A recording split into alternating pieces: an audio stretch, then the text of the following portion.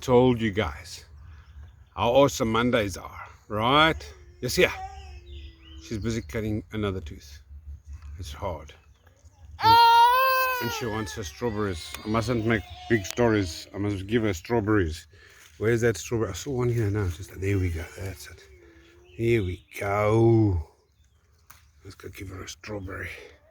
Yeah, my baby. Have a strawberry. There we go. All right.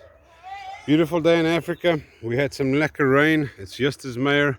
No dig Africa. A lot of plans, a lot of ideas, learning a lot. This is the best calling ever.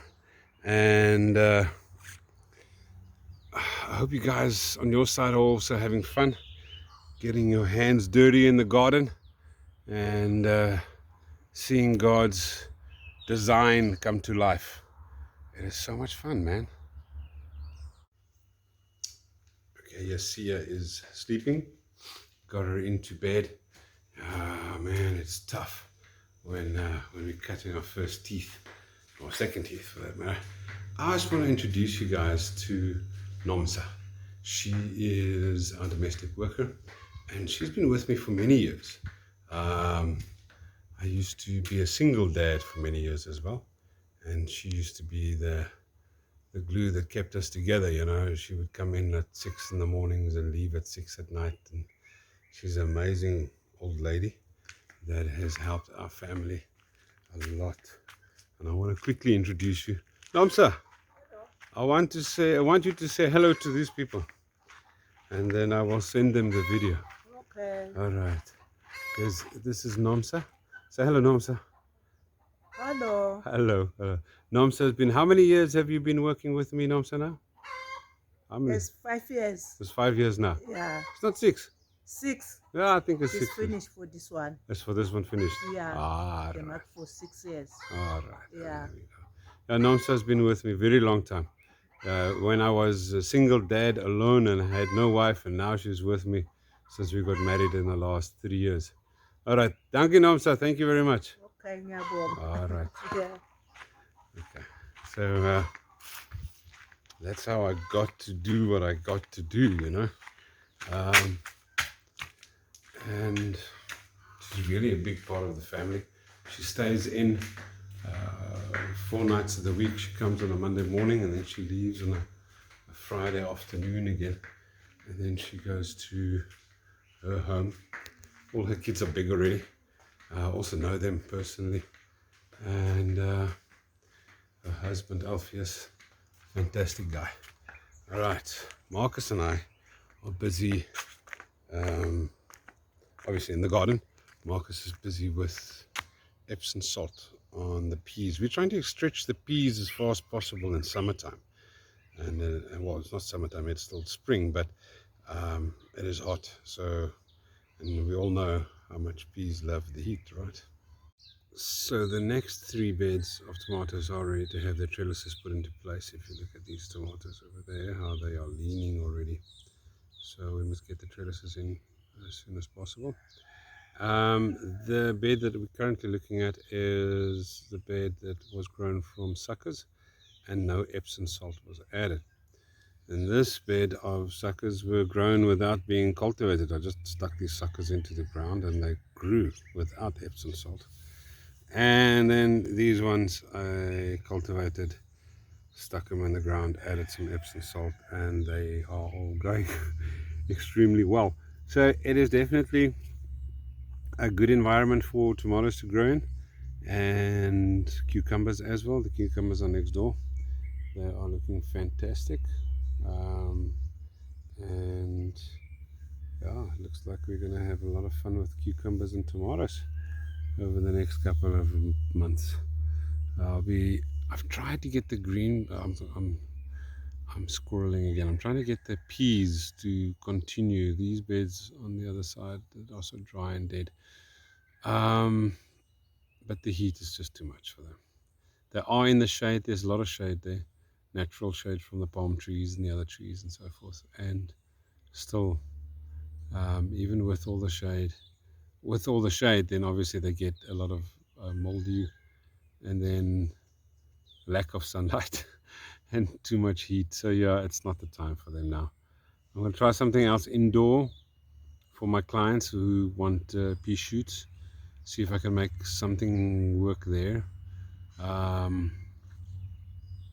I'll keep you guys abreasted. No, leave the suckers there. I'm going to pull them out just now.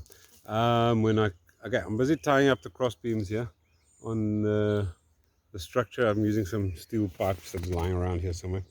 There's my daughter and there's my son, and they're keeping me occupied and helping me all day long. There we go. One of the hardest things I think with these chickens now is if you look at these, the 11, the 12 that we got, they're different sizes because we're born 8 days apart from each other. 9 days apart from each other. So some of them are 9 days older than the others. And this creates the problem where these eggs that I took out of the chicken coop 10 days ago, and I've had them in the incubator, these 12 hatched, and now I've collected enough eggs to fill up the incubator with one go with fresh eggs, and then have a whole batch of 56 hatchlings, instead of getting them drips and drabs coming through. So I've given these guys that are in the incubator now ample time. If I don't remove them now, I'm going to have the problem with the ones that I have been collecting will now be in trouble because the eggs are going to spoil. So I need to get them into the incubator, but I need to remove the eggs that are in the incubator now. And this has been a real hard decision for me. You know, am I going to rather use the eggs that I've collected as breakfast and then give these ones that are still in here some time and let them hatch one by one, or maybe none of them hatch? Or do I clean out the incubator and put the fresh eggs? So that's where we're at. We're cleaning out the incubator and putting in the fresh eggs. Doesn't matter how hard it is. It looks good, the incubator with all 56 eggs in it. But it's still difficult, you know? It's difficult to know that there could be hatchlings there that could be almost ready to come out, you know? And yeah, and I'm going to discard those eggs now. And it's really, really hard for me to do this. And I've prayed about it, and I've asked advice about it, and it just boils down to the logics of the fittest survives. If I put big and small ones together inside a chicken tractor, isn't the big ones going to hurt the small ones and so forth? If I put the same size chickens in together, they'll have a more happier setup, you know. So, and we need to get into this routine. So the routine needs to start some other time, and the best is right in the beginning. Just, you know, rip the plaster off and get it done. So it's done. Let's do it. Okay, call me a sucker. I don't know, a softy, I don't know.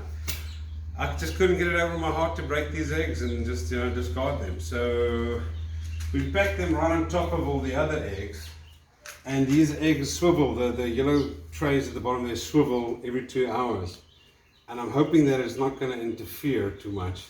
And I'm hoping that in 19 days, when I have to take out the bottom ones, we will have a perfect result of the second ones that are on top. And I'm not going to delay it too much anymore so we don't lose too much heat. And I'm going to sleep better. Same. I'm really going to sleep much better. So I hopefully we're not getting the other eggs into trouble now, but saving the old ones. All right, blessings from Africa. Ciao. God is so good. He is truly. We didn't even know. Yeah, we didn't even know they're coming to drop off our wood chips. We are so thankful for that. God, thank you, Lord.